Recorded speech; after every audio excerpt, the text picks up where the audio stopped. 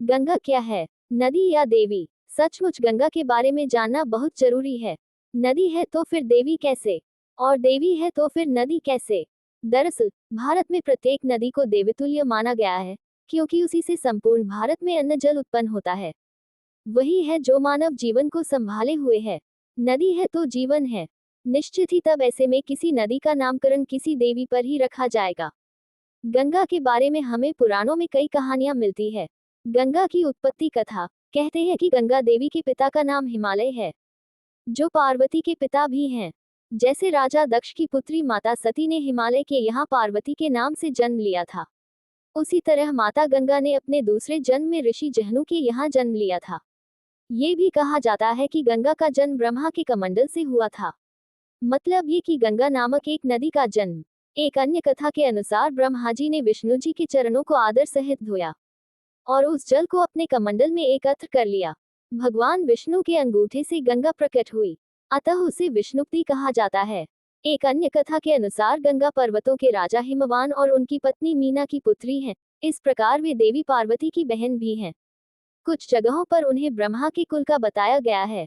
गंगा की पहली कहानी। ये तो सभी जानते हैं कि भगवान राम के पूर्वज इक्ष्वाकु वंशी राजा भागीरथ के प्रयासों से ही गंगा नदी स्वर्ग से धरती पर आई थी। लेकिन उन्हें स्वर्ग से धरती पर गंगा को लाने के लिए तपस्या करना पड़ी थी। उनकी तपस्या से प्रसन्न होकर ब्रह्मा ने, राजन, तुम गंगा का पृथ्वी पर अवतरण तो चाहते हो, परंतु क्या तुमने पृथ्वी से पूछा है कि वह गंगा के भार तथा वेग को संभाल पाएगी? मेरा विचार है कि गंगा के वेग को संभालने की शक्ति केवल भगवान शंकर में है। इसलिए उचित ये होगा कि गंगा का भार एवं वेग संभालने के लिए भगवान शिव का अनुग्रह प्राप्त कर लिया जाए। महाराज भागीरथ ने वैसे ही किया। उनकी कठोर तपस्या से प्रसन्न होकर ब्रह्मा जी ने गंगा की धारा को अपने कमंडल से छोड़ा। तब भगवान शंकर ने गंगा की धारा को अपनी जटाओं में समेटकर जटाएं बांध ली। बाद में भागीरथ की आराधना के बाद उन्होंने गंगा को अपनी जटाओं से मुक्त कर दिया। कहते हैं कि ब्रह्मचारिणी गंगा के द्वारा किए स्पर्श से ही महादेव ने उन्हें अपनी पत्नी के रूप में स्वीकार किया। पत्नी पुरुष की सेवा करती है, अतः उसका वास पति के हृदय में अथवा चरणों में होता है।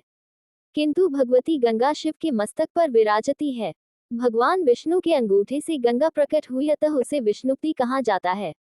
भगवान विष्णु के प्रसाद रूप में शिव ने देवी गंगा का पत्नी के रूप में स्वीकार किया। कहते हैं कि शंकर और पार्वती के पुत्र कार्तिकेय का गर्भ भी देवी गंगा ने धारण किया था। गंगा के पिता भी हिमवान है, अतः वो पार्वती की बहन मानी जाती है। स्कंद पुराण के अनुसार देवी गंगा कार्तिकेय मुरुगन की सौतेली माता है। कार्तिकेय वास्तव में शंकर और पार्वती के एक पुत्र हैं। पार्वती ने अपने शारीरिक मेल से गणेश की छवि का निर्माण किया, लेकिन गंगा के पवित्र जल में डूबने के बाद गणेश जीवित हो उठे। इसलिए कहा जाता है कि गणेश की दो माताएं हैं, पार्वती और गंगा, और इसीलिए उन्हें द्विमात्र तथा गंगेय, गंगा का पुत्र भी कहा जाता है। ब्रह्मवैवर्त पुराण के अनुसार विष्णु की 3 पत्नियां हैं, जिनकी आपस में बनती नहीं थी, इसलिए उन्होंने केवल लक्ष्मी को अपने साथ रखा और गंगा को शिवजी के पास तथा सरस्वती को ब्रह्मा जी के पास भेज दिया।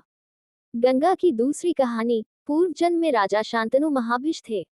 ब्रह्मा जी की सेवा में वे उपस्थित थे। उस वक्त गंगा भी वहां पर उपस्थित थी। राजा महाभिष गंगा पर मोहित होकर उसे एकटक देखने लगे। गंगा भी उन पर मोहित होकर उन्हें देखने लगी। ब्रह्मा ने ये सब देख लिया और तब उन्हें मनुष्य योनि में दुख झेलने का श्राप दे दिया। राजा महाभिष ने कुरु राजा शांतनु के रूप में जन्म लिए और उससे पहले गंगा ने ऋषि जहनु की पुत्री के रूप में। एक दिन पुत्र की कामना से शांतनु के पिता महाराजा प्रतीप गंगा के किनारे तपस्या कर रहे थे। उनके तप, रूप और सौंदर्य पर मोहित होकर गंगा उनकी दाहिनी जंघा पर आकर बैठ गईं और कहने लगी, राजन, मैं आपसे विवाह करना चाहती हूँ। मैं जहनु ऋषि की पुत्री गंगा हूँ। इस पर राजा प्रतीप ने कहा, गंगे, तुम मेरी दाहिनी जंघा पर बैठी हो, जबकि पत्नी को तो वामांगी होना चाहिए। दाहिनी जंघा तो पुत्र का प्रतीक है, अतः मैं तुम्हें अपने पुत्रवधू के रूप में स्वीकार कर सकता हूँ। ये सुनकर गंगा वहां से चली गई। जब महाराज प्रतीप को पुत्र की प्राप्ति हुई तो उन्होंने उसका नाम शांतनु रखा और इसी शांतनु से गंगा का विवाह हुआ।